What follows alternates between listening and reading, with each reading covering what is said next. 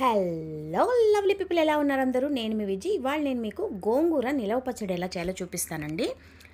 అద్భుతంగా ఉంటుంది ఈ పచ్చడి. మీరు చక్కగా ఒక నెల రోజుల పాటు 2 నెలల పాటు నిలవ చేసుకోవచ్చు. ఇదేంటంటే మనం ఫస్ట్ గోంగూరని చక్కగా ఒలిచేసి బాగా 2-3 సార్లు కడిగేసి ఒక తడి బట్ట మీద తడి లేకుండా ఆరబెట్టేసి ఒకరోజు అలా వదిలేయండి. దాంట్లో కొంచెం కూడా తడి లేకుండా నీట్గా శుభ్రంగా దాన్ని తడి బాగా ఇదైపోయేటట్టు క్లీన్ చేసుకుని రెడీ చేసి పెట్టుకోండి. అప్పుడే మనం గోంగూర నిలవ పచ్చడి చేసుకున్నప్పుడు చెడిపోకుండా ఎక్కువ రోజులు ఉంటుందన్నమాట. తాజాగా మనకి చూడండి, నోరు ఊరుతుంది కదా. పచ్చి ఉల్లిపాయ పెట్టుకుని గోంగూర పచ్చడి తింటే అద్భుతంగా ఉంటుంది. ముందుగా కడాయి అయితే వేడి చేసుకోండి. వేడి చేసుకున్న తర్వాత దాంట్లో 1 స్పూన్ మెంతులు, 2 స్పూన్ల మినప్పప్పు వేసుకోండి. 1 అర చెంచా జీలకర్ర, 2 చెంచాల ధనియాలు వేసుకుని ఇవి చక్కగా మంచిగా రంగు మారే వరకు మీరు వేయించుకోండి. వేయించుకున్న తర్వాత దీంట్లో మనకి కారానికి తగ్గట్టు, మన గోంగూరకు తగ్గట్టు మిరపకాయలు. నేనైతే ఇవాళ ఒక పెద్ద కట్ట తీసుకున్నాను కాబట్టి ఒక 20 నుంచి 25 వరకు మిరపకాయలు వేసుకున్నాను. ఇవి కారం పెద్దగా లేవు, అందుకని నేను వేసుకుని చక్కగా వీటిని వేయించేశాక మనం ఇవి బాగా మంచి కమ్మటి వాసన వస్తుంది, ధనియాలు వేగిన వాసన. దీన్ని తీసి పక్కన పెట్టేసుకుందాం, ఇవి చల్లారనిద్దాం. ఇప్పుడు అదే బాణట్లో మరో 3 చెంచాల నూనె వేసుకోండి. వేసుకున్న తర్వాత దీంట్లో నేను చెప్పినట్టుగా ముందుగా నేను ఈ గోంగూరని చక్కగా క్లీన్ చేసుకుని ఆరబెట్టేసి తడి లేకుండా నీట్గా రెడీ చేసి పెట్టుకున్నాను.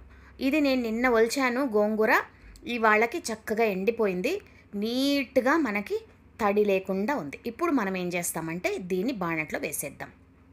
బాణట్లో వేసేసి కలుపుతూ ఉంటే ఈ గోంగూర బాగా వేగిపోతుంది, మగ్గుతుంది అన్నమాట. బాగా మెత్తగా మగ్గిపోతుంది, సాఫ్ట్గా అయిపోతుంది.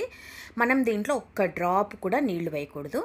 ఇలా గోంగూరని మనం కలుపుతూ ఉంటే బాగా దగ్గరికి అయిపోయి ఇలా మనకి మగ్గడం స్టార్ట్ అవుతుంది. ఇప్పుడు మనం దీని మీద మూత పెట్టేసి ఒక 5 నుంచి 7 నిమిషాలు అయితే వదిలేయాలి. అప్పుడు ఈ గోంగూర బాగా మెత్తగా సాఫ్ట్గా ఇలా మగ్గిపోతుంది. మనం ఇంకోసారి మధ్యలో కలుపుకుని మరో 2 నిమిషాలు కూడా అలా వదిలేద్దాం. ఎందుకంటే పచ్చి వాసన లేకుండా చక్కగా మగ్గాలి. నూనెలో ఈ గోంగూర నూనెలో బాగా వేగాలన్నమాట. ఇప్పుడు చూడండి, చక్కగా వేగిపోయింది, సాఫ్ట్గా అయిపోయింది మన గోంగూర. ఇప్పుడైతే దీన్ని మనం ఒక ప్లేట్లోకి తీసేసుకొని చల్లారనిద్దాం. ఇప్పుడు అదే బాణట్లో మనం పోపు రెడీ చేసుకుందాం. గోంగూర ఎక్కువ రోజులు నిలవ ఉండాలంటే బాగా ఒక అరకప్పు నూనె వేసుకోండి. వేసుకుని దీంట్లో ఆవాలు, ఇంగువ, వెల్లుల్లి రెబ్బలు, ఎండుమిరపకాయలు వేసి పోపు రెడీ చేసుకోండి. ఈ పోపు కూడా బాగా చల్లారనివ్వండి. ఈ పోపు చల్లారే లోపు మనం ఏం చేసామంటే ముందుగా వేయించి పెట్టుకున్న మిరపకాయలు ఉన్నాయి కదా, ఇవన్నీ ఒక మిక్సీ జార్లో వేసుకుందాం. వేసుకుని ఫస్ట్ దీంట్లో ఉప్పు వేసి, రుచికి సరిపడా ఉప్పు వేసేసి మనం దీన్ని మెత్తగా పౌడర్ చేసుకోవాలన్నమాట. ఇది మనకి బాగా సాఫ్ట్గా పౌడర్ చేసుకోండి. రాళ్ళు ఉప్పు వేసుకోండి, బాగా నిలవ పచ్చడి ఎక్కువ రోజులు నిలవ ఉంటుంది. మనం దీన్ని అయితే చక్కగా పౌడర్, చూడండి ఇలా చక్కగా పౌడర్ అయిపోయింది. ఇప్పుడు మనం ఏం చేస్తామంటే దీంట్లో ముందుగా వేయించి పెట్టుకున్న గోంగూర ఉంది కదా, అది కూడా దీంట్లో వేసేసుకోండి. వేసేసుకొని మళ్ళీ ఒకసారి మిక్సీలో చక్కగా మెత్తగా రుబ్బేసుకోండి. ఈ గోంగూర పచ్చడిలో నీళ్లు మాత్రం వేయకండి, నీళ్లు వేయకుండా రుబ్బుకోండి. ఇప్పుడు చూడండి, మీకు చూపిస్తున్నాను కదా, గోంగూర పచ్చడి చక్కగా ఇలా మనకి రెడీ అయిపోయింది.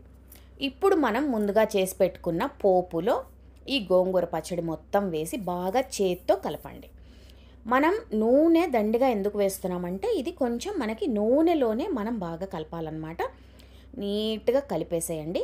కలిపేసి దీన్ని మనం ఒక గ్లాస్ బాటిల్లో బాగా నిలవ చేసేసుకున్నామంటే మీకు ఒక నెల రోజులైనా సరే చెడిపోకుండా చక్కగా ఉంటుంది. తప్పకుండా ట్రై చేయండి. సబ్స్క్రైబ్ చేసుకోవడం మర్చిపోకండి. ఉంటాము విజయ్.